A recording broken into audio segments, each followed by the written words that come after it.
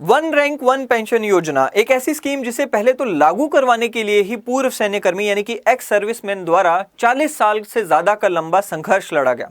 Ultimately सरकार ने 2015 में इसे लागू भी कर दिया, लेकिन फिर एक बार पूर्व सैन्यकर्मी इससे संतुष्ट नहीं थे। उनका कहना था कि ये जो स्कीम लागू की गई है ये 2011 की कोश्यारी कमेटी की रिपोर्ट के हिसाब से लागू नहीं की गई है, इसलिए इन्होंने इस बार सुप्रीम कोर्ट में सरकार के खिलाफ जाने का फैसला लिया। हाल ही में सुप्रीम कोर्ट ने इस मुद्दे पर अपना जजमेंट दिया। फाइनल जजमेंट में सुप्रीम कोर्ट ने इस मामले में इंटरफेयर करने से मना कर दिया और जो सरकार की स्कीम चल रही है उसे बरकरार रखा। आज की अपनी इस वीडियो में हम देखेंगे कि वन रैंक वन पेंशन योजना है क्या और क्या था ग्राउंड जिसके बेसिस पर इसे चैलेंज किया गया सुप्रीम कोर्ट में, और सुप्रीम कोर्ट ने भी अल्टीमेटली क्या क्या बातें कही वो आज की वीडियो में हम देखेंगे। So welcome to study IQ, my name is Chand Kuba and let's begin with the video. सबसे पहले तो हम ये जान लेते हैं दोस्तों कि वन रैंक वन पेंशन योजना है क्या। तो इसमें जो बेसिक प्रिंसिपल है वो ये है कि same pension for same rank for same length of service irrespective of the date of retirement. यानी कि इसको एक एग्जांपल से समझते हैं। मान लीजिए देयर आर टू ऑफिसर्स, दो ऑफिसर्स हैं ए और बी, दोनों सेम रैंक से रिटायर हो रहे हैं। फॉर आवर पर्पस लेट से दोनों जो है आर्मी से कर्नल रैंक से यहां पर रिटायर हुए हैं। अब दोनों जो है रिटायर हुए सेम रैंक से, दोनों ने यहां पर सेम लेंथ ऑफ टाइम के लिए यहां पर सर्विस दी, पर एक जो रिटायर हुए वो है 1965 में रिटायर हो गए, 1965 में रिटायर हो गए, 15 साल कर्नल की नौकरी करने के बाद वो रिटायर हो गए।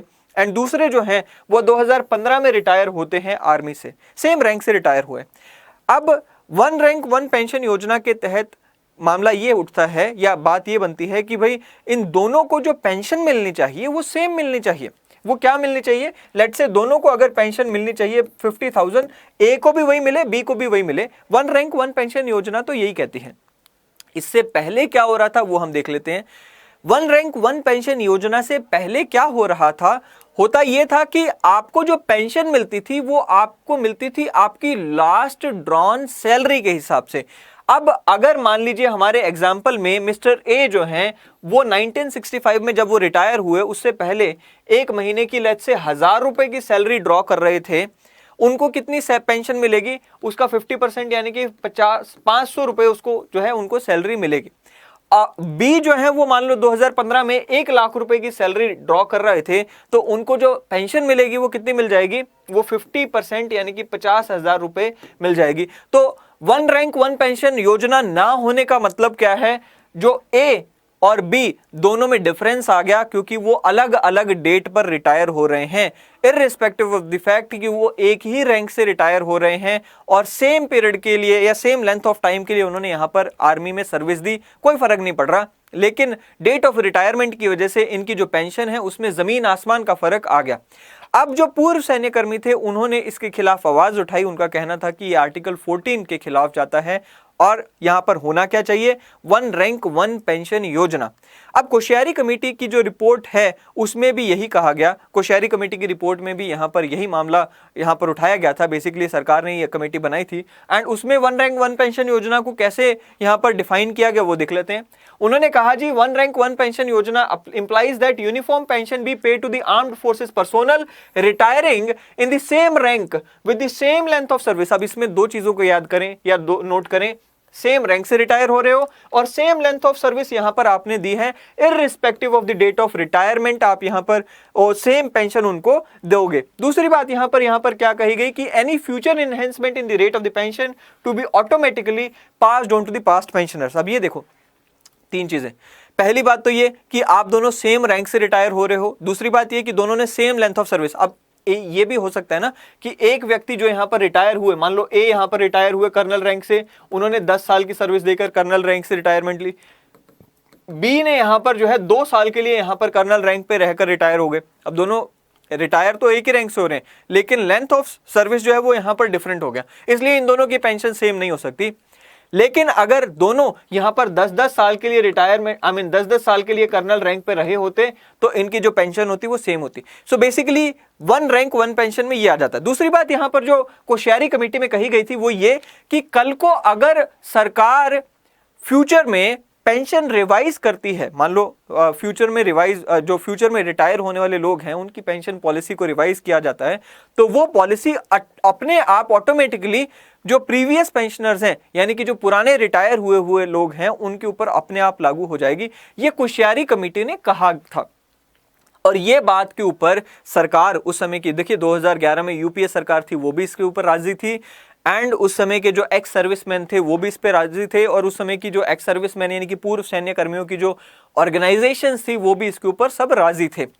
अल्टीमेटली 2014 में सरकार बदल जाती है। 2014 में मई के महीने में नई सरकार बनती है, एनडीए की सरकार बनती है, और उन्होंने यहाँ पर इस मामले को यहाँ पर निपटाने का फैसला लिया, और 2015 में उन्होंने इसे लागू करने का फैसला लिया।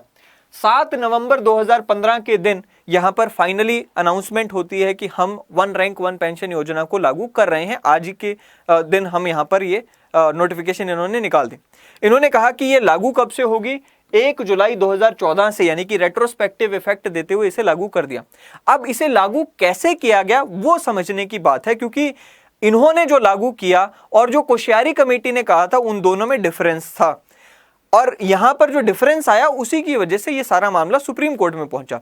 इन्होंने क्या किया, इन्होंने कहा कि भाई हम 2013 को डिवाइडिंग ईयर लेंगे। 2013 के पहले जितने भी लोग रिटायर हुए हैं उनकी हम एक पेंशन करने वाले हैं। क्या मतलब है समझते हैं। मान लीजिए 2013 के पहले, अब देखिए इसका इनकी जो स्कीम है पहले उसको पढ़ लेते हैं। कहता है जी, pension of the past pensioners would be refixed on the basis of the pension of retirees of calendar year 2013, यानी कि 2013 में जो लोग रिटायर हो रहे हैं उनकी पेंशन के हिसाब से इनसे पहले वाले लोगों की भी पेंशन सेट कर देंगे। क्या कहते हैं, देखते हैं एग्जांपल से। मान लीजिए 2013 में 2 लोग रिटायर हुए कर्नल की पोस्ट से। कर्नल की पोस्ट से 2 लोग रिटायर हुए, मिस्टर ए और मिस्टर बी। अब ए और बी जब रिटायर हुए तो ए ने यहां पर क्या किया था, 10 साल की सर्विस दी थी, बी ने 5 साल की सर्विस दी थी। इसकी जो ए की जो सर्विस थी वो ज्यादा थी, इनकी पेंशन भी ऑटोमेटिकली कितनी बन गई, ज्यादा बन गई, क्योंकि सर्विस ज्यादा थी पेंशन ज्यादा बन गई। बी की सर्विस कम थी तो पेंशन भी जो है वो कम बनी। अब इन्होंने क्या कहा कि भाई हम इन दोनों की एवरेज निकालेंगे। 80 और 50 की एवरेज क्या हो गई, 65,000 एवरेज हो गई। अब कहते जी ये एवरेज के बेसिस पर हम 2013 से पहले जितने भी कर्नल रैंक से लोग रिटायर हुए हैं उनकी एवरेज से हिसाब से हम यहां पर फिक्स कर देंगे पेंशन। सो कितनी पेंशन हमने फिक्स कर दी, 65,000 रुपए फिक्स कर दी। अब यह मामला उठा कि सर 2013 से पहले जिनकी पेंशन मान लो 65,000 से कम थी उनका क्या करोगे। कहते जी उनको हम खींचकर 65,000 रुपए ले आएंगे। जिनकी 65,000 से ज्यादा थी, ऑलरेडी 65,000 से ज्यादा थी, उनको क्या करोगे। कहते जी उनको उतनी रहने देंगे जितनी ज्यादा थी। यानी कि अगर मान लो 2012 में कोई यहां पर रिटायर हुए, 2012 में यहां पर 2 लोग रिटायर हुए थे कर्नल रैंक से, एक की पेंशन थी 80,000 रुपए, कहते जी उसको तो छेड़ेंगे नहीं। दूसरे की पेंशन थी 50,000 रुपीज, कहते जी उसको खींचकर हम क्या कर देंगे, 65,000 रुपए कर देंगे। अब ये था इनका फॉर्मूला, यहां पर पेंशन डिसाइड करने का 2013 से पहले वाले लोगों की। 2013 के बाद जो लोग यानी कि 2014 में जो लोग रिटायर होंगे उनका क्या करोगे। कहता जी उनकी जो पेंशन रहेगी 2014 में जो लोग रिटायर होंगे या उसके बाद जो लोग रिटायर होंगे उनकी पेंशन कैसे डिसाइड करेंगे। तो उनकी पेंशन डिसाइड करेंगे बेस पे के या लास्ट ड्रॉन सैलरी के बेसिस पर। यानी कि मान लो 2014 के बाद कोई रिटायर हो या 2014 में यहां पर कोई कर्नल रैंक से रिटायर होता है, उसकी सैलरी मान लो यहां पर लेट्स से 1 लाख रुपए है या 2 लाख रुपए मान लो या 1 लाख रुपए जो भी माननी मान लो, उसमें हम 50% यहां पर देख लेंगे तो वो हम यहां पर डिसाइड करेंगे। अब इन्होंने 2 यहां पर ग्रुप बना दिए।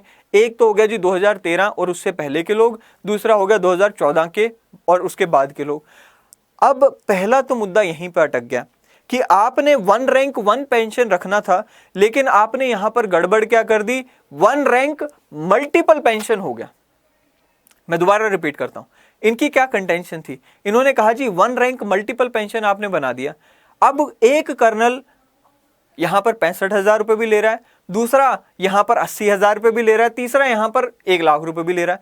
यानी कि वन रैंक वन पेंशन कहां हुई, वन रैंक मल्टीपल पेंशन हो गई। ये तो पहला मुद्दा। ये दूसरा मुद्दा जो उठा था वो ये था कि सरकार ने अपनी इस स्कीम में कहा था कि हम हर 5 साल के बाद जो कर्मी हैं, जो पूर्व सैन्य कर्मी हैं, उनकी पेंशन को रिवाइज किया करेंगे। यानी कि ऑटोमेटिकली कोई भी यहां पर रिवीजन नहीं हुआ करेगा। ऐसा नहीं होगा कि हमने कोई यहां पर स्कीम लेकर आए फ्यूचर में रिटायर होने वाले सैन्य कर्मियों के लिए और वो ऑटोमेटिकली पास्ट में रिटायर हो चुके सैन्य कर्मियों पर लागू हो जाएगी। ऐसा नहीं होगा। हम हर 5 साल में यहां पर रिवाइज किया करेंगे, रीफिक्स किया करेंगे पूर्व सैन्य कर्मियों की पेंशन को। उसको हम ये नहीं है कि ऑटोमेटिकली हमने फ्यूचर वालों के लिए कुछ लेकर आए और वो पास्ट वालों के ऊपर लागू हो गया, ऐसा नहीं है। हम 5 साल में रिवाइज किया करेंगे, ऑटोमेटिकली कुछ नहीं होगा। अब ये दोनों मुद्दों पर ये जो एक्स सर्विसमैन थे यहां पर नाराज थे। इन्होंने यहां पे सुप्रीम कोर्ट का दरवाजा खटखटाया। इन्होंने क्या कहा, इन्होंने सुप्रीम कोर्ट में जाकर क्या कहा, भाई कहते जी पहली बात तो यहां पर डिस्क्रिमिनेशन हो गई, हमें क्या चाहिए, कहते जी हमें वो पेंशन योजना चाहिए, वन रैंक वन पेंशन योजना जिसे कुशियारी कमेटी ने यहां पर सजेस्ट किया था और जिसे उस समय के finance minister mister P Chidambaram ने एक्सेप्ट किया था। हमें वो वाली पेंशन योजना चाहिए, ना कि ये वाली पेंशन योजना। दूसरी बात ये कहते जी ये वाली पेंशन योजना तो वन रैंक मल्टीपल पेंशन हो गई। तो जैसे कि मैंने अभी कहा कि एक ही कर्नल है यहां पर 80,000 रुपए ले रहा है, 65,000 ले रहा है, 1,00,000 रुपए, कहते जी हमें ये नहीं चाहिए। एंड तीसरी बात ये, they submitted that the government had altered the initial definition of one rank one pension yojana and instead of the automatic revision rates of the pension under which the future raising pension rates would be passed on to the earlier pensioners or past pensioners, the revision would take place at periodic intervals। यानी कि अब ये कहते हैं जी हमें ये भी मंजूर नहीं है कि सरकार periodic intervals पे रिवाइज किया करेगी, हमें तो ऑटोमेटिक वाला सिस्टम चाहिए। अब गवर्नमेंट का क्या कहना था, गवर्नमेंट यानी कि सुप्रीम कोर्ट में जो सुप्रीम कोर्ट ने गवर्नमेंट की बात सुनकर और इनकी बात सुनकर जो गवर्नमेंट के पक्ष में जो डिसीजन दिया वो हम देख लेते हैं। सुप्रीम कोर्ट कहता है जी देखो, वाइल कहते जी जो मिस्टर चिदम्बरम के टाइम पर बातें हुई या कुशियारी कमेटी की रिपोर्ट में जो बातें हुई, वो इन प्रिंसिपल डिसीजन लिया था उस समय की सरकार ने कि हाँ हम वन रैंक वन पेंशन योजना को लागू करेंगे।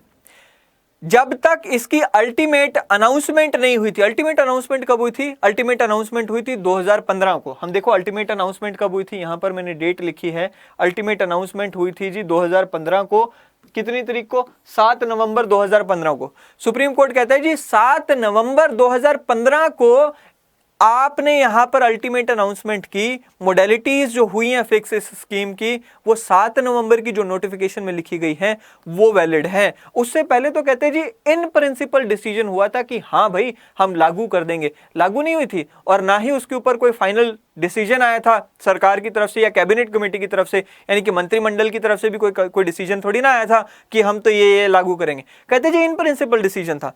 दूसरी बात यहां पर जो कही गई वो ये कहा गया कि भाई देखो यहां पर जो कुशियारी कमेटी ने भी यहां पर जो अपनी रिपोर्ट दी है उसको हम यहां पर, कुशियारी कमेटी कोई यहां पर सरकार थोड़ी ना है। कुशियारी कमेटी तो अपने आप में एक रिकमेंडेशन दे रही है, सरकार के ऊपर है ना वो तो लागू करना ना लागू करना। कुशियारी कमेटी ने जो कह दिया वो आप ये नहीं कह सकते कि वो तो कानून बन गया, वो एक रिकमेंडेशन है और वो रिकमेंडेशन ही रहेगा। सो बेसिकली सुप्रीम कोर्ट यहां पे क्या कहता है जी while a decision to implement one rank one pension was taken in principle by the previous government, there was no conscious policy decision on the part of the union government on the modalities for implementing one rank one pension until the communication dated 7th November 2015 came into effect। यानी कि 7 नवंबर की जो announcement है वो main announcement है, क्योंकि वो सरकार की तरफ से रिटर्न में अनाउंसमेंट दिया गया जिसमें एक्चुअल में कहा गया कि हाँ जी हम ये फाइनल डिसीजन ले रहे हैं, तो उसको हम यहां पर नहीं छेड़ सकते। दूसरी बात ये कि सरकार ने कहा कि देखो वन रैंक वन पेंशन किसी कानून में नहीं लिखा हुआ कि देनी है, ये सरकार का पॉलिसी डिसीजन है। कहते कानून में कोई बात लिखी होती, सरकार उसे ना पूरा कर रही होती, सुप्रीम कोर्ट उसमें काम करता। सुप्रीम कोर्ट सरकार को जायज तरीके से कहता कि भाई इसे लागू करो, सरकार को कहता लेकिन यहाँ पे जो सरकार का पॉलिसी डिसीजन है किस कानून में लिखा हुआ है? किसी कानून में नहीं लिखा हुआ। तो कहते हैं जी central government has taken a policy decision, ये पॉलिसी के मामले में हम नहीं जा सकते। सुप्रीम कोर्ट कहता है जी such a decision lies within the ambit of policy making power of the government. कहते हैं जी पॉलिसीज बनाना सरकार का काम है, वो हमारा काम नहीं है। हमारा काम तो है जी कानून को लागू करवाना, यानी कि अगर लागू ना करे सरकार कानून को तो हम उसमें एडजुडिकेट करेंगे। अगेन हमारा रोल समझो। एंड फिर सुप्रीम कोर्ट ने क्या कहा? We do not find any constitutional infirmity on the OROP principle and the notification dated 7 November 2015। Ultimately supreme court ने क्या कहा कि भाई it found no constitutional infirmity, यानी कि हमें यहां पर कोई भी यहां पर दिक्कत समझ नहीं आती। अब सुप्रीम कोर्ट ने एक और अच्छी बात इसमें कही कि भाई सुप्रीम कोर्ट बार बार यहां पर जो सरकार की पॉलिसीज हैं उनका जुडिशियल रिव्यू नहीं करेगा या नहीं कर सकता। हम देख लेते हैं, एक अगेन सवाल उठ सकता है भाई जुडिशरी में भी और यूपीएससी में भी कि क्या सुप्रीम कोर्ट यहां पर सरकार की पॉलिसीज यानी कि नीतियों को रिव्यू कर सकता है? जुडिशियल रिव्यू करने की पावर कहां होती है? जुडिशियल रिव्यू पावर करने की पावर होती है सुप्रीम कोर्ट के पास जब कोई कानून में दिक्कत आ रही हो या कानून यहां पर संविधान के दायरे से बाहर जा रहा हो। अब यहां पर सुप्रीम कोर्ट ने क्या कहा? कहते जी most questions of the policy involve complex considerations. कहते जी पॉलिसी जो है ना वो बड़ा कॉम्प्लेक्स मामला है of not only technical and economic factors but also balancing competing interest. यहाँ पे सरकार को बहुत सारे लोगों के जो कंपीटिंग इंटरेस्ट होते हैं उनको बैलेंस बिठाना होता है। कहते जी for which democratic reconciliation rather than adjudication is the best remedy. यहां पर सरकार को सभी स्टेक होल्डर्स के साथ मिलकर चलना चाहिए, जुडिशरी इसमें ज्यादा कोई रोल नहीं निभा सकती।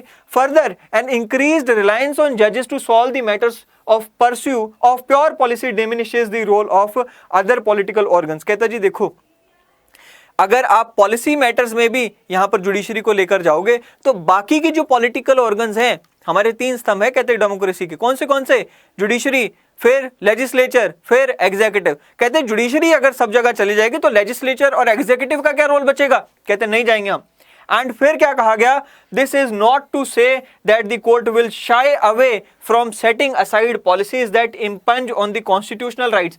कहते जी अगर वाकई में कोई कॉन्स्टिट्यूशनल राइट पर कोई पॉलिसी जाकर इंपंज करेगी यानी कि संवैधानिक अधिकार आपका हनन होगा, हम आगे आएंगे, बट इस मामले में नहीं। Rather it is to say that it is to provide a clear eyed role of the functions that a court serve in a democracy. कहते जी इसमें हमारा कोई रोल नहीं बनता है। सो ये थी जजमेंट 1 रैंक 1 पेंशन योजना की स्कीम के ऊपर सुप्रीम कोर्ट की। एंड सुप्रीम कोर्ट ने इस मामले में भाई स्पष्ट रूप से दखल देने से मना कर दिया। सुप्रीम कोर्ट का कहना जी वो पॉलिसी मैटर है, 2015 में जो आया वही फाइनल यहां पर माना जाएगा। उससे पहले जो भी बातें हुई हैं वो सिर्फ इन प्रिंसिपल बातें थी कि हाँ भाई लागू करेंगे। कोश्यारी कमेटी की जो रिपोर्ट है वो सिर्फ रिकमेंडेटरी थी, यानी कि वो सिर्फ एक सलाह थी सरकार को, इससे ज्यादा कुछ नहीं है। तो सरकार ने फाइनल डिसीजन अपना 2015 में लिया है और वो वैलिड है। सो आई होप कि आपको ये वीडियो पसंद आएगा एंड आपको ये जजमेंट का मतलब समझ आएगा। अगली वीडियो में फिर एक बार मिलेंगे। Till then thank you and have a great day ahead.